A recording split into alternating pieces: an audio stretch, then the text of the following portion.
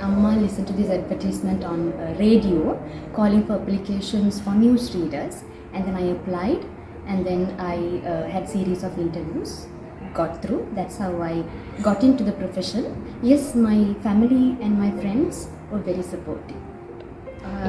So my father definitely gave second thought. Actually, initially he wasn't very happy about it. Not that he was not supportive, but he was not very happy about it. But then since I wanted to do, he was like, okay, you go, but you need to be very careful. But both of them, including my brother, they gave me a lot of advice, guidelines, and they told me what has to be done, how should I talk, how should I handle myself, and all of that. So those guidelines and their thoughts helped me a lot. So I practiced those in my profession when I entered it.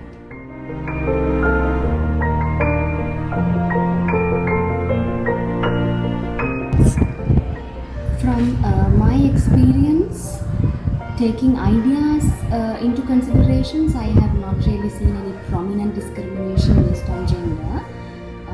If the ideas are creative and innovative, they have been taken into consideration. But when it comes to certain other things, I think there can be more empathy towards women. I'm not trying to say women are weak and women need to be treated special or in a different way. No, it's not definitely like that. We are all strong, and I think sometimes it's not the gender, it's your individuality. So all of us, regardless of our gender, can be physically, emotionally, spiritually equal and stronger. But certain things we cannot change overnight, especially in our culture. Certain things we are used to it, and suddenly we can't come and resist and say, no, this has to be this way and equality, so you also should do this in the same way or in the same time, in the same manner. Sometimes the pressures and the responsibilities women have and the way they handle it are different, or they're expected to handle a responsibility in a certain way, or sometimes the pressure they have from the family or from their personal life is different, and sometimes it affects them more because of the societal standards or of the culture we live in. Of course, these things need to be changed, but till it gets changed, things need to happen in a certain way, I believe.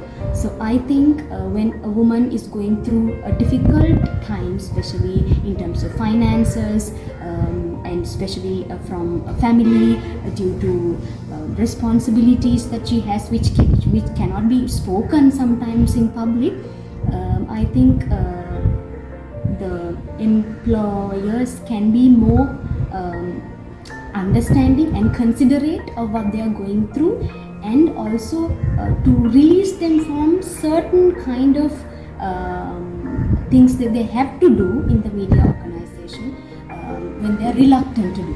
Because sometimes when it comes to time and when it comes to accepting certain responsibilities, for a man, he doesn't need to have a second thought. Maybe he can easily say, yes, okay, I will come here, or I will do this at this time, or it's okay, whoever is going, I can come. But for a woman, she has to think about the time and the place they are going and whoever is coming with her. So when she conveys those things, when she communicates, when she says, I have these issues because of family pressure or because of this personal issue, I have this issue, can you be a bit more understanding and can this be changed? I think those things need to be taken into consideration and can release her from certain things that she is asked to do if she doesn't want to do because of certain things that she is going through in her personal life. I think that empathy could be there, and also that understanding, more than empathy, maybe that understanding and that consideration should be there when it comes to women, especially in an organization where the work timing is very different and very, very unpredictable, and the place you need to work, sometimes the field work and all of that is very unpredictable. The people you have to work with is very unpredictable. So it will be really good if they can be understanding and considerate in that aspect. So when you are paid, they expect you to work for the payment or more than the payment, regardless of what you are going through or your situation. Again, in that I would say, if they can be considerate of the situations of certain women who go through issues in life, it would be really grateful, because of course we all need to work for the payment. I mean, we need to be loyal and we need to be thankful, so that has to be reflected in the work we do. But then they can be a little, without being too harsh, I think they can be a little considerate on that if they are going through issues, especially personal issues, family issues, when they expect them to do more or certain things in a certain way because this payment is given to you and this is what you need to do in order to deserve this. And if they have any issues, women, especially looking at the background, the society, the culture they come from, and it's difficult for them to communicate it with their family or with their culture, it would be really grateful if the employers could understand their situation and relax them from certain things which they have to do in order to deserve this payment, especially women who are going through difficult time and who have a lot of issues personally.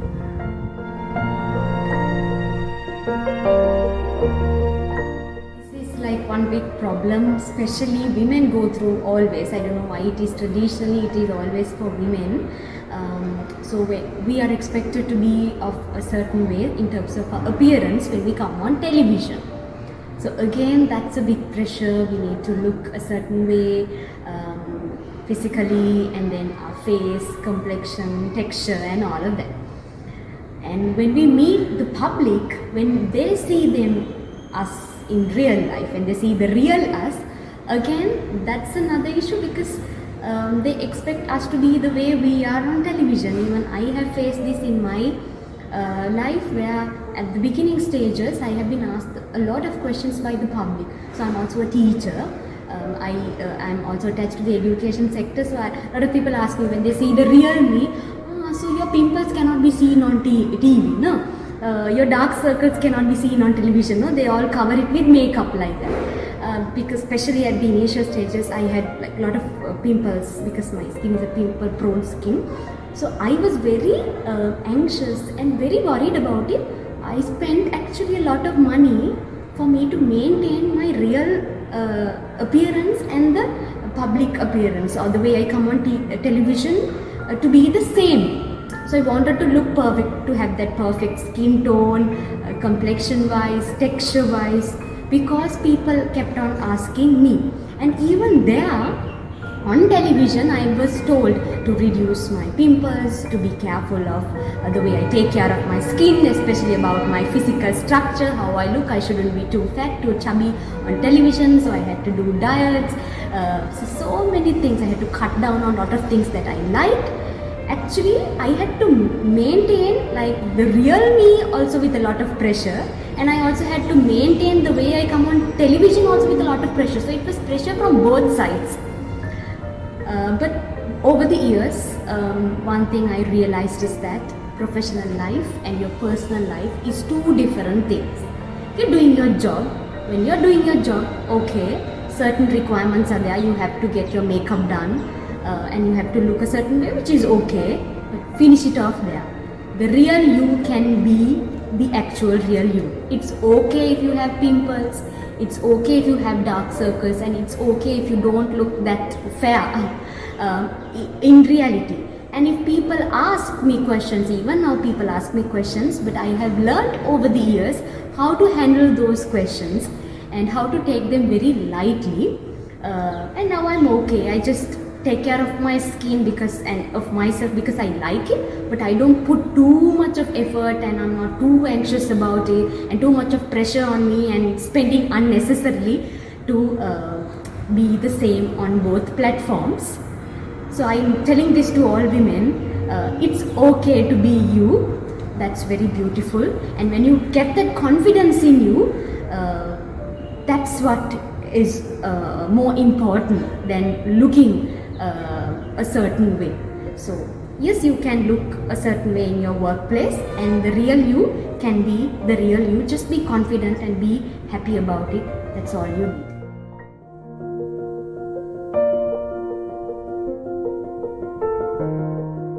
Alright, so from what I have gone through personally, or what I have seen there, I would say talent and skill shouldn't be just another requirement when they recruit women to media. I think that should be the prime factor that they consider when they give opportunities for women in media.